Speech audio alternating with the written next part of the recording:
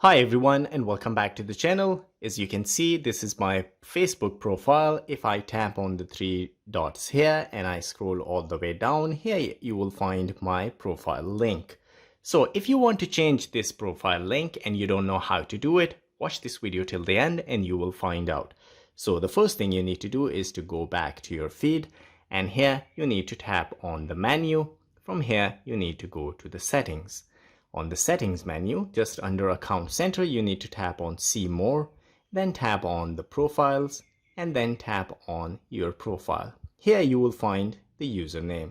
Once you tap on it, you need to erase the old username and you need to enter a new username that will change your profile link on Facebook as well. As they mention it here, changing your username will also change your Facebook profile URL at facebook.com/ and then that will be your new username.